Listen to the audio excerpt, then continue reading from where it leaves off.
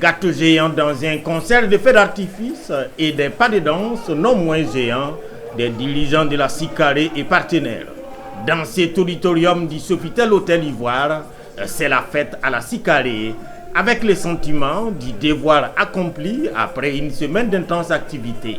Un sentiment de fierté, de satisfaction. Comme je l'avais dit, on a reçu depuis le 1er juillet jusqu'au 5 juillet près de 700 personnes par jour.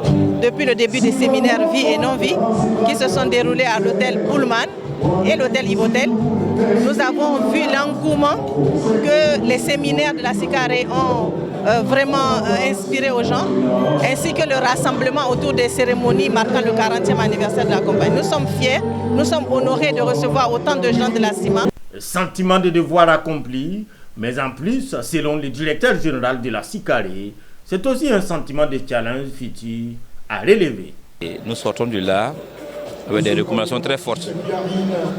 Lesquelles recommandations, c'est par rapport aux perspectives de la Sicaré. Nous avons un plan stratégique de développement dans les 5 années à venir et qui montre effectivement que la Sicaré, dans 5 ans, nous sommes aujourd'hui à 118 milliards. Nous pensons que nous pouvons avoir au moins 165 milliards en 5 ans. Mais dès à présent, le monde de l'assurance salue les prouesses de la Sicaré. Autre fait marquant à ces galas d'au revoir, cette remise d'attestation. Venus des 12 pays membres, ils ont été formés le temps de ces festivités du quarantenaire sur l'assurance vie et non-vie. Le thème du séminaire était la pratique de la relation non-vie, les aspects comptables. Déjà, c'est un truc que je fais au quotidien et c'est un immense plaisir de partager cette expérience avec les professionnels, particulièrement Sicaré. Et déjà pour ce soir, je remercie Sicaré et ma compagnie de m'avoir offert cette opportunité d'être présente là. Et Sicaré, je peux dire que Sicaré a mis les petits plats dans les grands.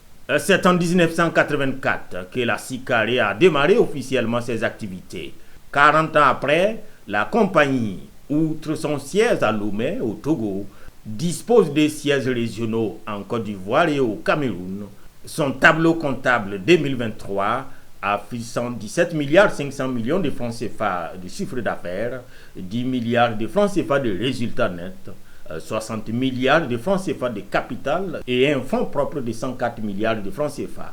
Raison pour laquelle l'on ne se prive pas d'esquisser quelques pas de danse sur les titres victoires de l'artiste Kérosène.